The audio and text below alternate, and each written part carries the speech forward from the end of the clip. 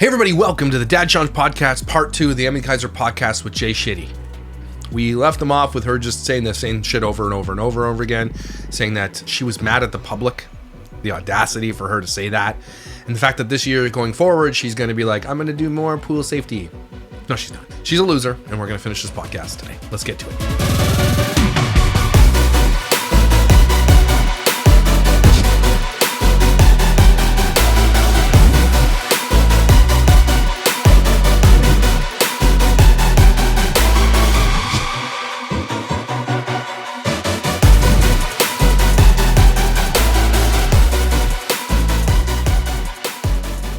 So let's just get right into it. And I'm not here to do that. When you say it took you 8 months to even accept that this was what tragically took his life, what were you wrestling with? What were you grappling with in order to accept that? What does that look like? I don't think I'll ever fully accept what happened to him, because although it was preventable, it just feels so cruel. And especially that night and the way things happened, it really felt just like a series of, you play it back. Negligence. The word you're looking for is negligence and lying. And you're like, how did I go wrong there? And why did I leave? Why are you blaming yourself? That night you weren't there. I mean, you are to blame, but not for that night. And why did this happen? Why did that happen? It's hindsight. You go back and you replay and think, what could I do differently? What could I change? I just think that's kind of the process. You just have to go through that. Also, taking the blame on her shoulders, as much as I know she deserves it, so does Brady. And she's giving him such a crazy pass in this interview.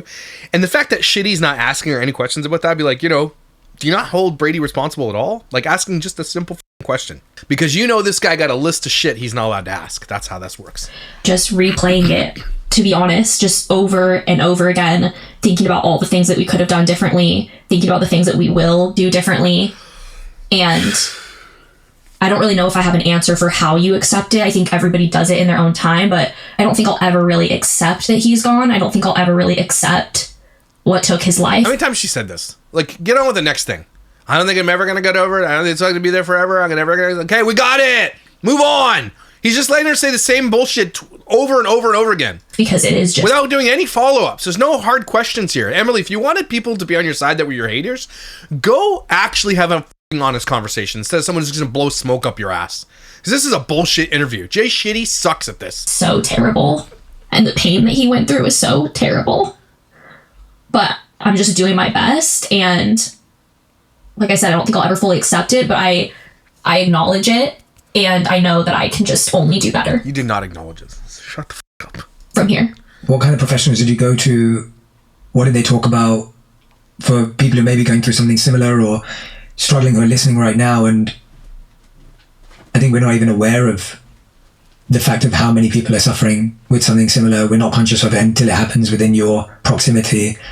What were some of the therapies, the methods, or the healing practices and approaches that actually helped? When we first lost Trig, pretty much immediately within about 2 weeks of us getting home, it was very quickly.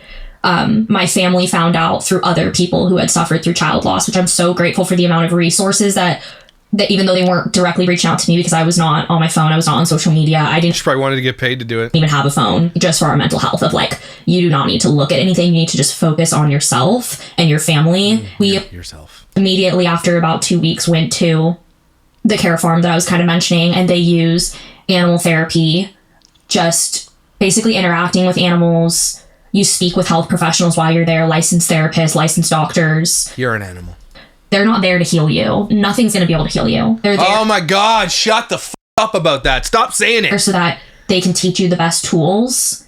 And I feel like that's where I really learned that it's never going to go away, that I have to just coexist with this forever, that the pain, the hurt. How many times has she said this? Like 15 right at this point. Like, you're just repeating the same bullshit over and over and over. Every question he asks you, which isn't even a good question, it always ends to, hey, I'm never going to get over this. I'm going to live with this. I'm never going to get over it. I'm going to live with this. Here's another question about something else. Yeah, but I just learned I'm never going to get over this. I'm never going to learn it. I'm mad at the people. I'm never going to get over it. Like, off, man. Answer something else. The heartbreak is never going to go away. It's just going to hopefully become a little more manageable. I can't shout out my family enough. They truly are what have carried us through this. My dad got my hate threads blocked on Reddit. They got us in with therapists, great grief therapists that specialize in loss and They got the charges dropped against Brady. child loss. Allegedly. We're in couples counseling weekly. We've just been doing as much work as we can because there was nothing else we could do. I give so much credit to anybody who works in that space because I cannot imagine the weight that they carry, hearing the amount of things that they do, the heartbreak, the stories. I've talked to my husband about this before of I cannot imagine two parents coming into you, telling you what they've been through, and you having to try your best to either guide them together or help them heal a little bit, talk them through it, or if they choose to be apart, helping them through that in an amicable way. That has to be one of the hardest jobs. Yeah. You guys are doing really important work. Did you meet and spend time with other parents who'd also gone through child loss? Was that helpful? Was that not helpful? Did it feel too close to home? I've had a couple moms that I've talked to that have been through some similar things, and that has been helpful. But at the same time, I think that really, unless you talk to someone that is going through the exact same thing at the level of exposure that we did, it really just felt like Well, you can't, because those people who went through the exact same thing as you are likely in jail. Mm-hmm. So these women reaching out to you who literally probably did have true accidents, you're not the same as them. Let's be real. So the ones who did exactly the same thing as you, those people have actually been held accountable. You weren't. So, not going to happen. There's nobody to talk to. Are we going to go to prison and hang out with them? Is that what you're going to do? Who is going to relate to what I'm going through right now, what we're going through, what Trig went through? It really felt impossible. And so I really haven't gotten to a point yet where I've reached out to support groups. But in the future, when I feel like a little bit more time has passed, I think I would feel more ready to do that. What does a good day look like right now? A good day, your definition of one, and what does a bad day look like right now when you're experiencing this grief? I honestly don't really define my days by, I truly, I cannot stress enough that when you're going through child loss or you're going through loss in general, you're really just living minute by minute. I can't even think about my whole day when I wake up in the morning. I truly just go through it okay, I'm going to get done what I can get done today. I'm going to do what I can do. It's kind of, I'm going to do a stupid dance. Two scales. Your grief is on a scale of 1 to 10, and then your level of managing it is on a scale of 1 to 10. If my grief feels like an 8 that day, but my level of managing is a 10, that's a goodish day. Stop making shit up. For me. If I'm having more moments throughout the day where I just can't do what I need to do, I'm okay with that too. Mm-hmm. But I would say just every day I truly wake up okay with that? However this day goes, whatever is thrown at me. And the privilege you have to do that because of what you do, right? No one talks about that. The privilege you have. You know what? I'm just not going to make a video of my iced coffee today. I'm just going to lay in bed because I can, because I've exploded my child to get to this level. And people follow me for my fucking stupid bob. I'll get through it, and I literally just have to take it as it comes. I'm not even sure just how much you know how powerful that advice is. It's so much better than our basic acknowledgement of whether it's a good day or a bad day, because what you just said is the reality of, okay, grief is on a scale of 1 to 10 of how much the extremity I'm feeling it, and then what's my ability to manage it. Yeah, and then there's that's not good and bad days, there's good and bad moments, and that's what makes up your days. Every day is hard. Every day is quote unquote bad without him here. It's terrible. But I still have good moments in my day.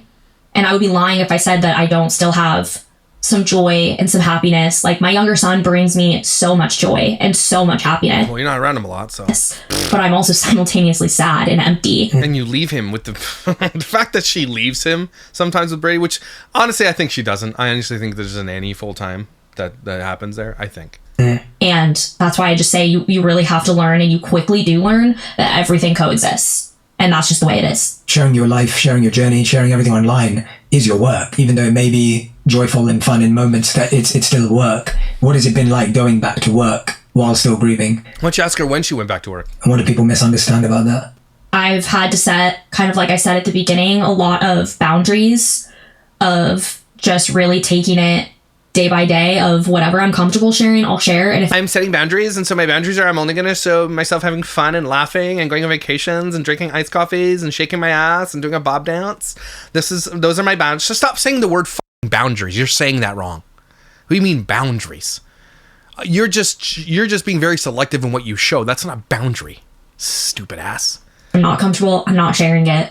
And it's hard seeing people genuinely say, "Oh, you're fine. Oh, you've already gotten over it. Oh, you Well, what else do you expect people to take away from what you've shown? Seem like you're doing great." It's this is my job. I'm going through it. Get another job! Like a job. At any job, you have to show up. You have certain expectations that have to be met. And it's also a creative outlet for me. And so you're lying, but you're lying. You will tell in another breath, she'll say that this is me, unapologetically me. Me, I. Look at me. And I'm showing you my life, and this is all me, and this is the truth. But she's just telling you right now, it's all fucking lie. You lie for a fucking living. That's what you do. Naturally, sometimes when I'm doing my job, I am in an okay headspace, and I'm just doing my best to kind of distract myself and get through it. But that is not a representation of my whole day. Yes, it is. Or my grief. Social media shouldn't be anyone's representation of anything, because then why do you tell people it is? That's weird. At the end of the day, it's always, even if you share the good, the bad, the hard, it's what you're choosing to share. Always. Unless someone had a 24-hour camera going, you'll just never understand what it's like inside someone's brain who's lost a child. Yeah. I also can't fault people for that, because you're seeing what I'm choosing to show you. Exactly. And so I really do accept, in a way, and it's... No, you don't, because you block everybody. ...taking me time, the hate that I get, the feedback that I get, because I don't expect people to understand. They never will understand. I would rather share, quote unquote, not enough in their eyes, or I would rather look, quote unquote, not sad enough, or whatever their expectation is, and feel like I'm protecting myself and my family and my... How is showing emotion and realism that you say you do anyway, how is that not protecting your family? You know, you're like, what are you saying right now? Are you saying that people would be upset if you showed the reality of this? Is that what you're saying? Because that's a lie. No. You're faking it for the internet. You were memory hold your son. You're upset with the way people portray it, but you portray nothing but goodness when you're doing your ad reads for Factor. And doing dances and shitty dances at that, and laughing and vacationing and coffeeing. Like, sorry, you don't get to choose how we do. But you're like, you know what? But I don't want to share the sad things. Why? If that's what you're going through right now, you literally in your profile say, just sharing my life. What you should be saying is just lying about my life. This should be very eye-opening to people who follow influencers who do this type of like aesthetic, day in the life, outfit of the day bullshit. Because it's all lies. All of it. And you're falling hook, line, and sinker for it. You're being sold a bad bill of shit. A bag of smashed potatoes is what you're being sold, okay? You're being lied to, and this should bother you. Inner, deepest, darkest parts of my grief, and save that for the people, the professionals that are truly going to understand and be able to walk me and talk me through it and support me. People on social media can't be your therapist and can't be your guides and can't be... And they shouldn't be. Yeah, no, it's not their role. Yeah, exactly what you just said. It's a great mindset to have, to understand that that's not their role, and that there are people that you're seeing... Says the guy who steals other people's phrases and quotes. Yeah. In order to experience that. And at the same time, I do really, really wish for the world that, especially in moments that are not divisive, it's easier to be kinder. We've talked about you being someone who's gone through extreme loss, grief, and going through guilt, shame. Then there's the added component of your work, but then there's the added component of parenting while you're also grieving the loss of a child. Talk to me about that particular type of grief. I've gone through so many different emotions with parenting since we lost Trig, and just being completely honest, feeling not good enough, feeling unfit. You are unfit and not good enough. I mean, feeling. That's because that's what you are. Feeling scared. Losing a child really shows you, in the scariest, most real way possible, just how quickly life can change and how quickly life can be literally taken away. And I think that really scared me with Teddy. There's so many things in my control that I can... And that you still have that giant, massive picture frame hanging over his crib that could fall on him. One trimmer, that's fallen down. Okay? You put him on a boat recently with no life jacket. Like, come on, spare us all. You're just... Why do people listen to this and believe what she's saying? And that's the scariest thing. People were like, yes, Queen Slay. I love everything you said here, and I believe every word that's coming out of your face hole. If you listen to influencers, she's literally telling you that she lies to you on a daily basis. But here, she must be telling the truth here, right? She's telling you that she lies to you. I'm showing you something that doesn't exist. It is a lie. But here, I'm telling the truth. And you listen to her. You are stupid if you listen to her. Can do. Preventative measures I can take, ways I can be better. I mean, there's a list of things as a parent that you can do to protect your children. But there's also so many stories, and stories that I heard after we lost Trig, where I was like, that was completely freak accident, not preventable. And that's an element that's been hard in parenting him, is realizing that there's only so much I can control. And the things you could control would have kept your son alive. So I don't want to hear that bullshit. What are you saying right now? Why is she allowed to say this shit and just get away with it? Is try to remind myself that I have a choice to make. I can either let this completely derail me more than it already has and not really feel like I'm fit or able to take care of my younger son, or I can do everything in my power to be the best mom I possibly can for him. And is the thing you're doing, leaving him with the dad that was 90% responsible for Drake's death? Is that what you do? Going on multiple vacations over the year? Is that what you do? Like, you're not the best mom to anybody. You're a piece of shit. There is no such thing as a mommy vlogger out there that is a good mom. Okay? Impossible to be the type of person that can make this content and be a good person, let alone a good mother.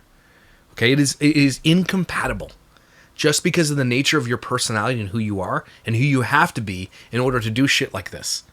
You are not a good mother. You have full-time staff. You have a husband that likely doesn't do shit because he's scared to now, which he should be, right? You got a nanny. You go on multiple vacations. You've got daddy lawyer and his 2 law firms out there helping you do everything else. Like, I don't want to hear it, okay? I don't want to fucking hear it. You are not a good mother. And that is proved very evident. And the fact that your first son is not here anymore. Stop saying you're trying to be a good mother because you're not. We've seen the content for this past year. You are shitty. Okay? Thanks for coming to my TED Talk. And give him the same love that Trig had and has. And here's the thing about this story that none of us really have talked about. Is that your current son, he's going to grow up in this world of the internet is forever. Okay? And there is a lot of hate for Emilie out there, and a lot of blame laid on Emilie and Brady, as there should be, because they are to blame. And he's going to grow up in that world, and he's going to look back, and he's going to be able to see this, and see all that happened, and realize that it was your fault. Dad was gambling while this happened. The dog alerted him before he even knew. He lied to the police about this. Mom hired Daddy's law firm to delete hate threads because that's all she cared about. Mom spent her time filming content with it. Like, you think that this kid's gonna wake up one day when he's older enough to see all this and really understand it and like you more? Sorry, girl. Likely gonna hate you guys, and you deserve it. And I made a promise to Trig right before we lost him that I was going to take care of Teddy. That was actually like my final promise to him, was like, I will take care of your brother. Because imagine having to say that. I'll take care of him. Well, that's your bare minimum. Why do you have to make a promise to someone that you're going to take care of the child that you birthed? What kind of shitty, weird thing is that? I think she meant that to hit a little bit harder and be like, look, that is stupid for you to say that. So you're going to do the bare minimum, keep the other brother alive? That's what you're saying to this kid who you're responsible for his death? That's what you're going to say to him? You. At that time, I felt like I couldn't. It really just was too much. You're gross. You're gross, Emilie. You're gross. I couldn't even take care of myself. But that has kept me going of, I made a promise, I'm going to fulfill it, and I'm going to give Teddy the best life I possibly can. And that means showing up for him, showing up for myself. Not divorcing the dad. Doing everything I possibly can to make sure that happens. Mm. This is actually something that did make me really sad when we lost Trig, was so many people naturally said, oh, Teddy's going to have such a terrible life. He's never going to have the same parents that he did. That's so true. Many comments. And it's true. He's never going to have the same parents Trig has. We are fundamentally changed by this. Mm-hmm. But I will be even better. And I think No, you won't. It's already proved that you're not. Almost took that as... Again, the decisions that she has made proves that she is not a better parent or better person. She's literally the exact same as from before. Nothing has changed. If anything, it's gotten worse because of the circumstances.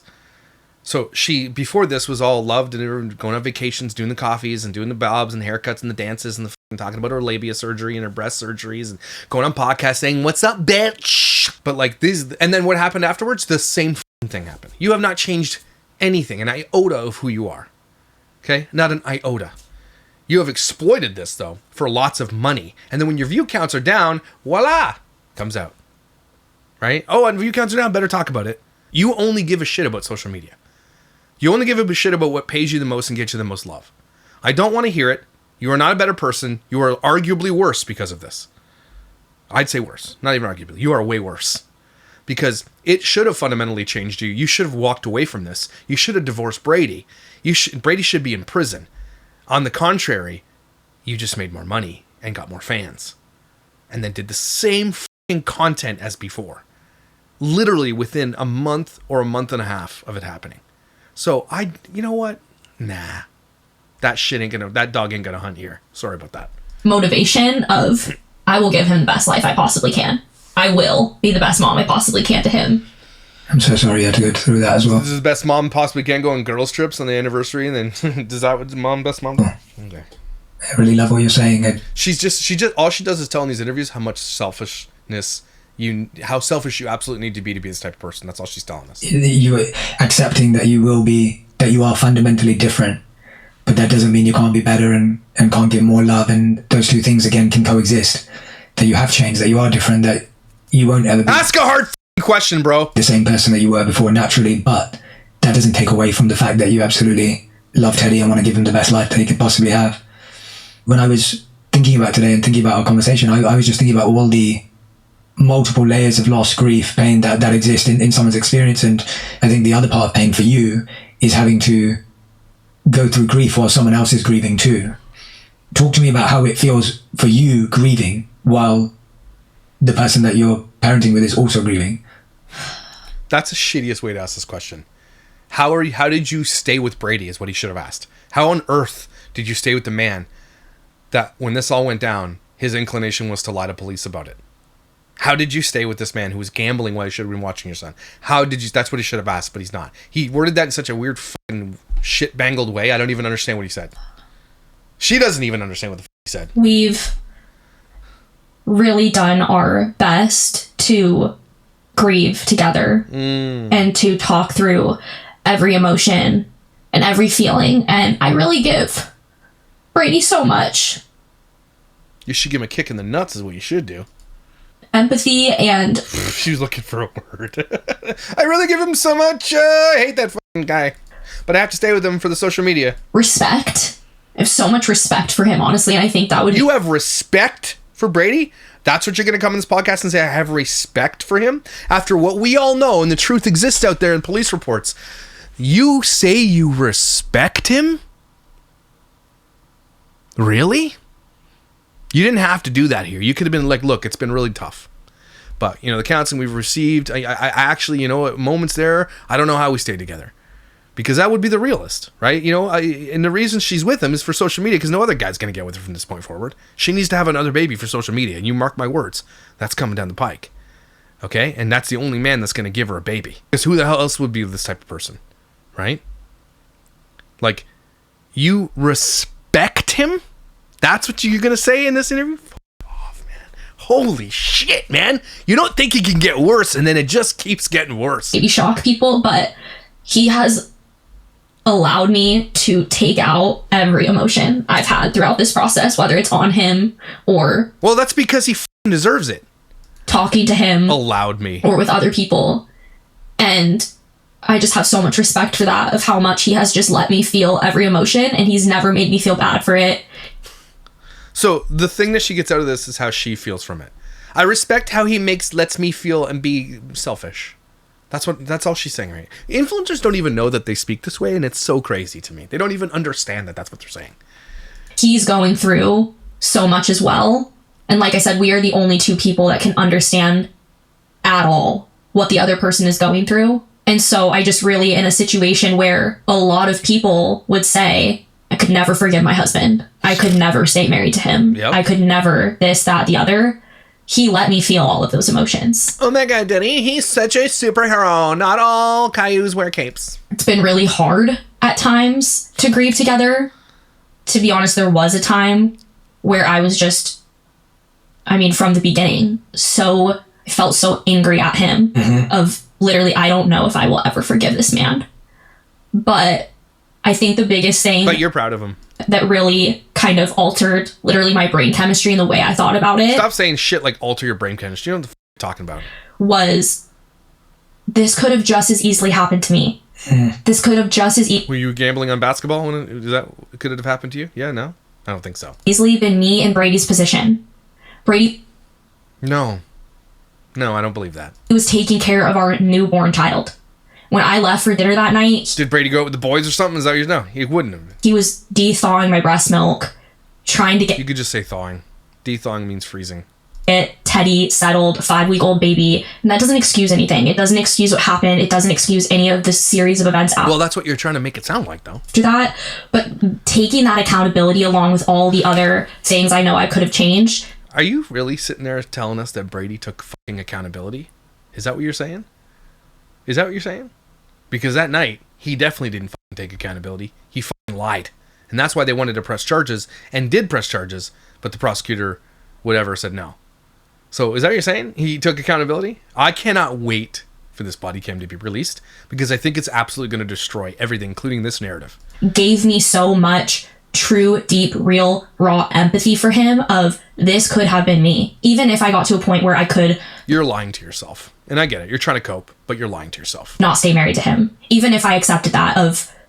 If there was a chance that we don't stay together, this was when we first lost Trig, that I felt this way. I would be able to forgive him because I would so deeply want him to forgive me. So she's like, you know what? I'm such a shitty parent too that I stay with him because it could have been me because I'm shitty. That's what I'm hearing. You know what? It could have been me because I'm also shitty. That's literally what she said. And to know that Crazy. I didn't mean for it to happen.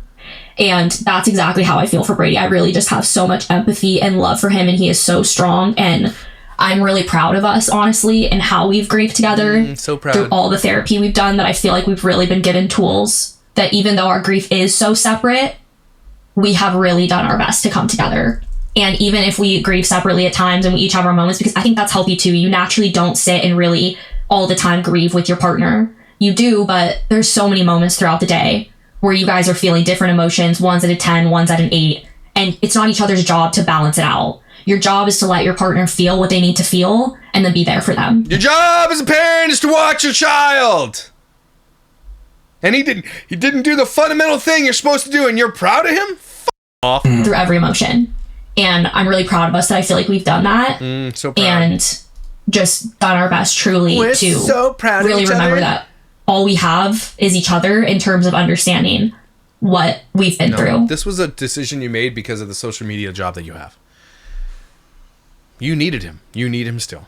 You need him to impregnate you with another baby. You need to make that content. You need to be back in there because the only thing you have is the shitty content you make. That's it. And a lot of people are stopping to watch it too. They're done with it. And they should be. And when the body cam is released, okay, and if I can get my hands on this damn receipt that I'm trying to get, like, it's going to change a lot of people's minds. And you're scared of it. And the fact that you're trying to hide all this by using the thing, who wants to see my son die in a pool? No one wants to see that. And no one would ever show that. And if they did, they should be canceled. Nobody wants, EWU doesn't want to show that. I would never show shit like that. I just want to see the lies. But she'll say, why do people want that? Why do people, and this is what she'll pivot to. No, why don't you answer the question, why can't we see the lies? What are you so scared of? Why are you scared of us seeing the lies? That's what I want to know. And how much we love and miss him. And you know what? In those interviews, too, in the police station, Daddy McGee's going to be there. Thank you for being so transparent about the reality of... She wasn't transparent. She's lying to you. Every emotion that any human would feel naturally in that situation, and even the resolution that you've personally come to, where it being the respect and the empathy and the understanding. You've got such a big heart. It just goes such a big heart. It's actually really extremely healing listening to you, because it's... She does not have a big heart. She's a selfish, shitty influencer. No such thing. They can't coexist. Shut up. It's something we're all working on in our own way with the people closest to us. You're just working on it in the most extreme way. I'm happy and thankful that you feel that way with each other, and that you've been able to express every feeling and be every version of yourself. And in your truth and this and bullshit and let me say some bunch of bullshit that I stole from other people. F off, man. Just ask some fucking questions. Ask some difficult questions. You haven't asked one thing. You just been sitting here blowing smoke on her nipples the whole time. Even allow yourself to have the thought of, can I forgive? Is this going to work? And then finding resolution through that. And I'm assuming that there's been times when you've needed to rely on each other, as you said, because you're the only ones who can understand, and times when you've needed to rely on family and beyond that. My husband really is the only person, one of the only people besides licensed professionals that I really feel comfortable feeling every emotion of grief. Mm-hmm.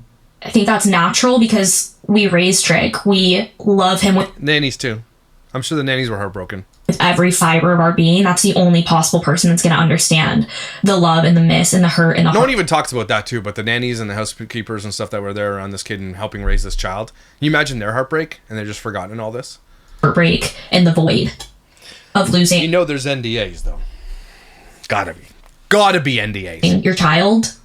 And so naturally, we have the most deep, profound, emotional conversations with each other because it's usually us coming together about how much we miss him or a memory that made us think of him that day or just all of the conflicting emotions of what happened and what we've been through and the feelings that we feel.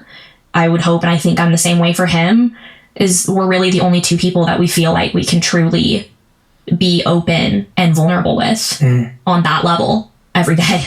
Have you I'm not even listening anymore. This is such a shitty podcast. found that helpful to talk about Trig naturally? This is nothing that, again, everything she's spoken here in this hour or this almost hour we've been hearing is nothing that she hasn't already said on TikTok. Nothing. There's nothing new that's happened. We knew that she's shitty. We knew that she's going to stay with Brady. But to say that she respects him, crazy. Whenever he comes to both of you, Proud of him. your minds and Yeah, I love to talk about him. It obviously makes me sad. But he truly was and is such a light. And although so many people didn't get the literal honor of meeting him, anyone he came across in his life, I mean, we still have his teachers reach out to us and they're like, we love him so much and this reminded us of him today. And yeah, it's really helpful. From the beginning, Brady and I told our families, like, I never want a world, and I never want Teddy to grow up in a world where this is an avoided conversation. Well, you avoid it online. Because even though it's a hard conversation and it leads to a bigger conversation, I'm sure Teddy's going to have so many questions as he gets older. Oh, yeah. Oh, yeah, he will. And the truth is going to exist on the internet that you turned down a free fence that could have saved his life. I'm beyond the shadow of doubt that she did this. How are you going to justify that to your son?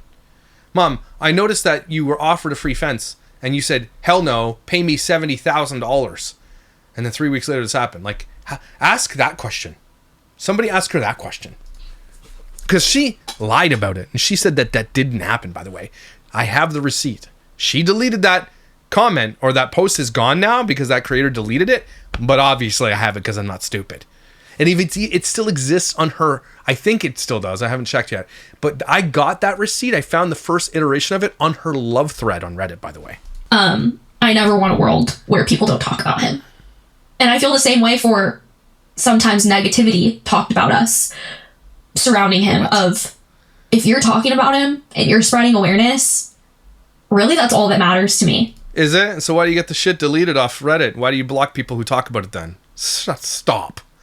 Stop it right now. Stop. I just don't want him to ever be forgotten. And he won't be.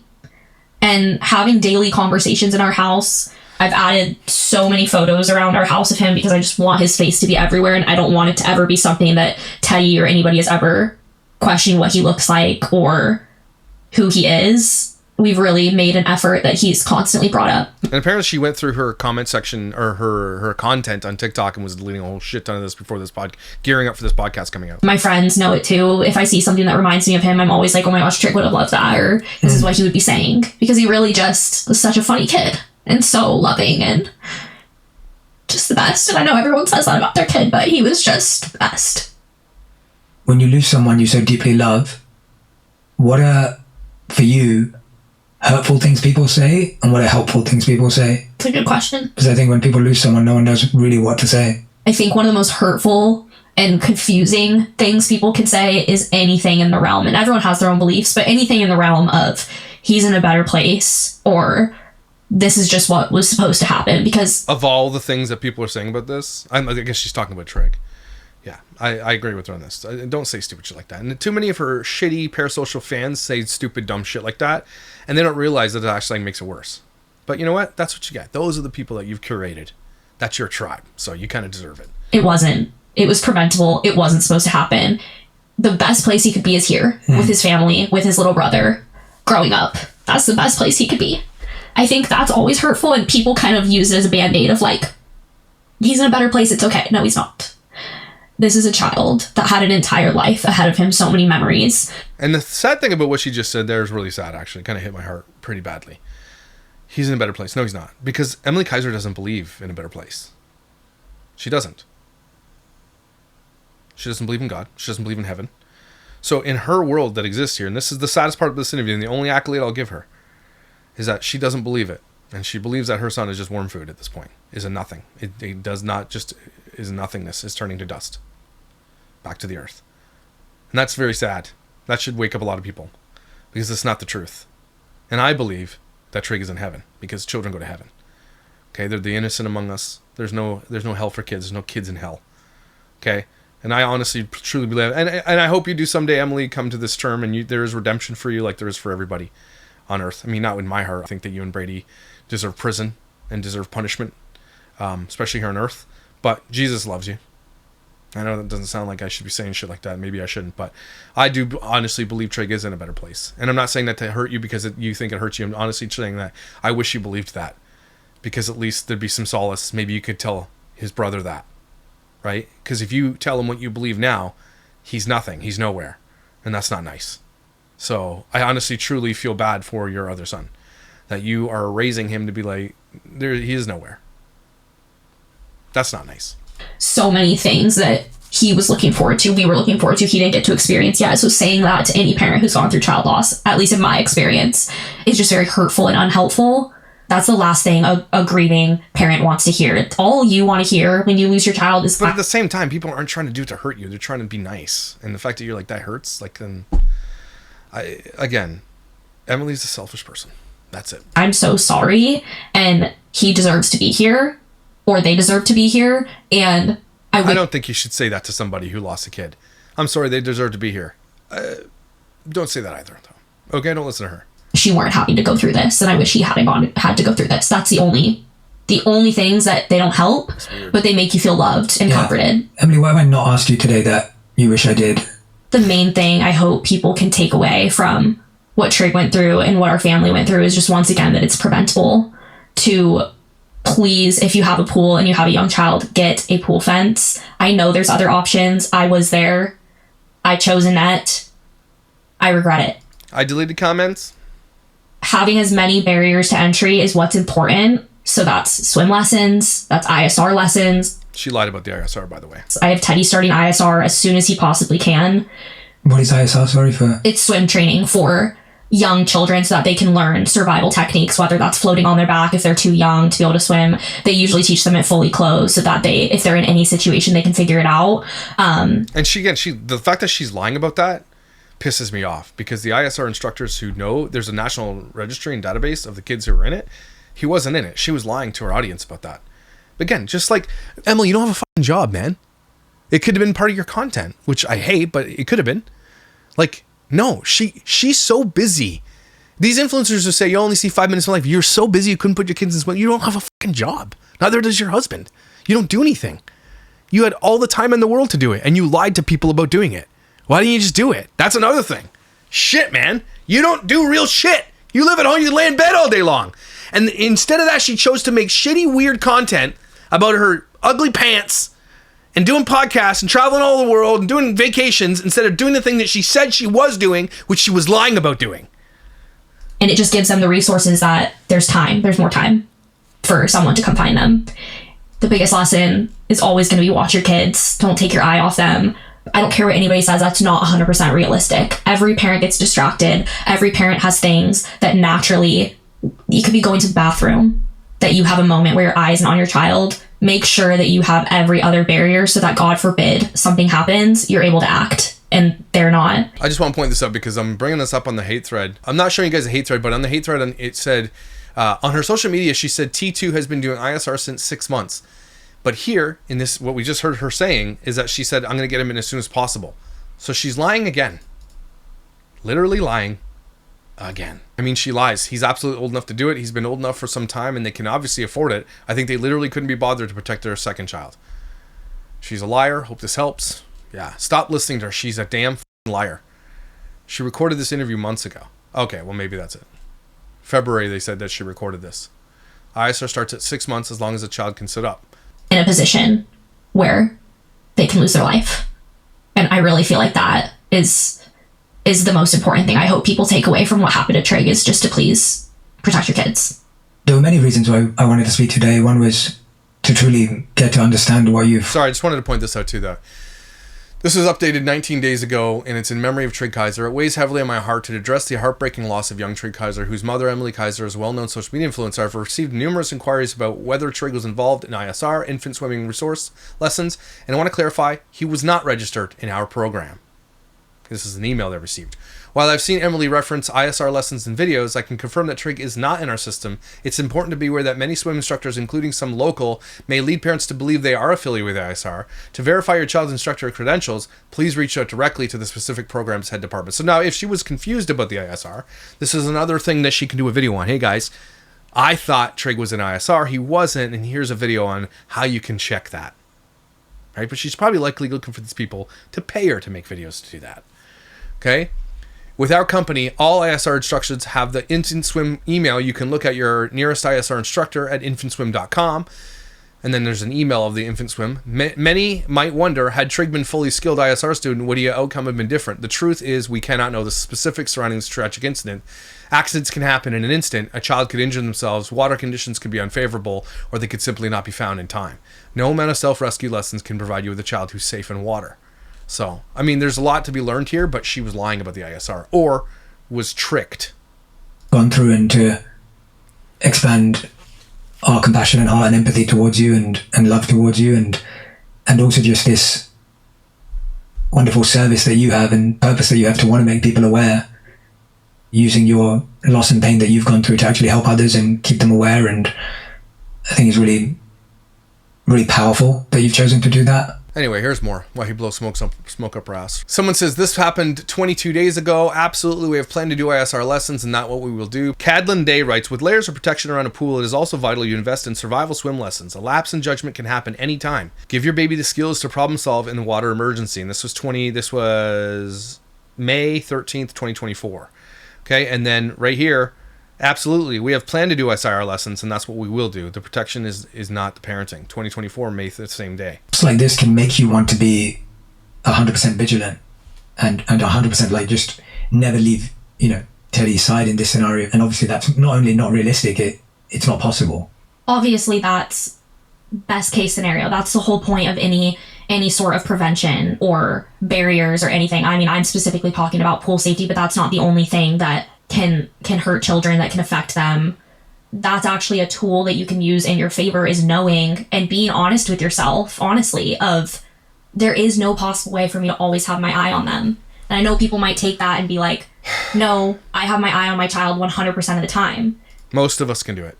I don't know, you might think you do, but there's always lapses in judgment. There's always things that distract us in life. There's always things that can happen. Well, I won't be gambling while my kid's outside. And that's the biggest lesson is, even if you think it will never happen to you, it can happen to you. It can. None of us are special. None of us can control. Well, I'm more special than you. Little tiny choices and things that can make up the whole picture. It's hard when parenting. I did feel that, and I do feel that still, of I never want to take my eye off of him. And I will do my best, everything in my power, to make sure I am always there when he needs me. But as a parent, you just can't. Sometimes you have to go to work. Sometimes you have to gamble on basketball. Work. You don't go to work. Shut the up. Or what? Leave your child in someone else's care. And I mean, the only thing you can do is trust. Yeah, and if you left your kid in someone else's care and that happened, they would have been in prison by now. That right? You've done everything you can. They'll do everything they can. And I mean, that's been a hard thing for me to process, because it does feel, especially in those first few months, especially, of I can't leave his side. But I also just have realized over time that's not realistic. I need to go on vacations. I need to go to Italy with the girls in New York City, and I need to I need to get away. So it's not realistic as an influencer. It's not healthy, and I just have to try. Yeah, it's not healthy to be around your kid all the time. No, totally. Yeah, we got that. What? Just that I'm going to do everything I can. I do know a mom who went through a very similar situation. About a month after we lost Trig, I talked to her for the first time. And I asked her, are you so scared of water? Are you so scared of the pool?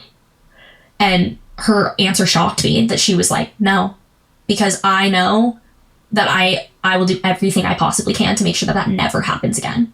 And that just kind of, again, just rewired me, where I was like, as much as you It changed my brain chemistry. wish this never happened, as much as you're constantly overthinking everything you could have done differently, that's all you can do is change, be better, make sure it doesn't happen again. Same with other parents who they're not even going through it, they're bystanders or they're hearing about the story. That's all you can do is make sure it doesn't happen to you, because it can. And when it does happen to you, that's really what makes you realize, oh, this stuff can happen, and it does happen all the time. I mean, it will still scare you, but instead of letting that deter you, let it motivate you. That shut you know up. it can happen, so do everything you can. Fight like hell to make sure that it doesn't happen again. Make sure that you have your kids in swim lessons. Make sure that you have a pool fence. Make sure that you have a sensor in your pool. Make sure that you have door alarms. Make sure that you have automatic closers on your sliding doors. Make sure the handles are high up enough. Do everything you can. She just looks at all the shit that they failed on, and then she still calls it an accident. So that it doesn't happen again. Genuinely, I'm just so sorry for your loss, and also just not only did Trig not deserve it, you didn't either, and neither did your family. And so I really hope that parents who listen to this will share it with others, and people who want to be parents will be thoughtful about these things. And I'm really thankful that you're using your voice and the challenges and struggle you've been through to help others, because it's so important, it's so needed. So thank you, Emilie. Thank you so much. Thank you for giving me the platform. You have a larger platform than I do, and I'm really grateful that I'm able to be here and talk about Grifting ass mofos. all of these really important things, because I really do just hope it will get across more people and will be on their radar. And yeah, You got paid for this. Stop lying. I'm really grateful that you had me here and that I got to talk to you. I was excited to talk to you and just kind of hear your perspectives on different things. And This grifting ass mofo, that's what you're trying to hear? I can't wait to hear from this fake monk who lives in a 6,000 square foot mansion in LA and has a BMW and $100 million watches. Can't wait. Thanks, man. Thank you, monk. yeah. The beautiful lessons you've given us today. Shut the f***. I don't want to hear that anymore. So this person says, I want to read some of these comments. I know some people don't like that I read these comments, but you need to read these, okay? Because I'm not telling you where this is. I'm sorry, but all Jay did was kiss her ass the whole interview. He didn't challenge her on one thing, and all he did was praise her. The only new info she gave was admitting that she'd been upset with B. She didn't acknowledge how long T1 was outside. She talks about it like she snuck out or it happened in a blink of an eye. I would have more respect for her if she sat down and used the word negligence and acknowledged that the literal charges were recommended against her husband. None of the answers. We didn't get any answers. Nothing. Two grifters. Jay was honestly so checked to the entire interview, he had no basic knowledge of this case and was just nodding his head, asking basic-ass questions. It truly was such a bad interview for him and for her. I was surprised at how disconnected he was from her. He couldn't care less. Also, my boyfriend called B a pussy for making his wife take all the accountability. Yeah, he is a pussy. Obviously, look at him. There's an interview.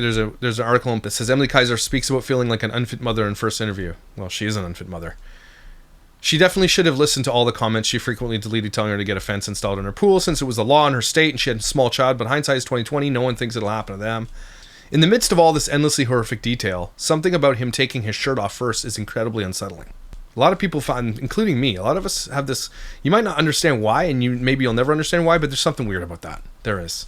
Well, yeah, she is an unfit mother and her husband is an unfit father. He should be in jail. I have no idea why she would stay with him. I would never forgive my husband if this happened on his watch. I'd never forgive myself for not having a fence around my pool. Right? Anyway, the Emilie Kiser fan page on Reddit, which is just Emilie_Kiser, I think it is. They have a mega thread of it up 17 hours ago, and it's got 101 comments, and it's just like, I'm so proud of Brady. The amount of people that have said they are proud of Brady. Are you fucking serious right now? No matter what you think about Emilie, and maybe you still like her, but saying the words, I am proud of you, Brady, should never come out of your fucking mouth. Okay, you are a fucking donut for saying some stupid shit like that. You're proud of him? For what? What has he done in this scenario that has made you proud of him? Was it not paying attention to his child so his child dies on his watch? Was it lying to the police about it? Was it staying silent on the internet and letting his wife take all the blame? What has made you proud? Tell me why we should be proud of Brady. You morons. She says, when she started talking about Brady, I cried. I feel like that was the rawest part of this podcast, to be honest. Choosing to stay together while feeling off. I hate these people. They're so stupid. These people in the comment section of her love thread are like, when she said she promised to take care of Teddy was her last conversation with Trick, I cannot stop sobbing. The people that are sobbing are people that are just followers. Emilie doesn't even sob. I'm going to sort by controversial though, because that's what we do here. A lot of people are pissed that she did go on this podcast. I wrote two shitty grifters living lies and talking. Makes sense to me. 786 comments and already has 169,000 views. So it's going to get him a lot of views. But it's like a lot of comments are just in support, right? Tons and tons and tons. I have goosebumps from the bravery. Idiots. Anyway, there it is, everybody. Take a deep breath. I will never let this rest. I am never going to let this rest. Okay? And eventually you're going to see her, like, she's probably getting a boost in views right now, but eventually you're going to see that she's going to be losing, because even the videos I saw yesterday, the one she posted in her bikini, which is the get ready with me with the stupid clock typing at the beginning of all her videos, it only has 475,000. This woman used to get something like 5 million views per video. And her view counts are fucking bombing. And I love to see it. Now let's see if we can get her off the internet. Let's see if we can get Brady put in prison. Right? Because there is going to be a Netflix documentary about this, you know it. But I'm going to make my own. And thanks for being here and supporting my channel and watching these hard conversations. Let me know what you think in the comments below. I don't like this story. This story does not sit well with me. Okay? I hope that you have a swell day, though, and I will see you on Monday.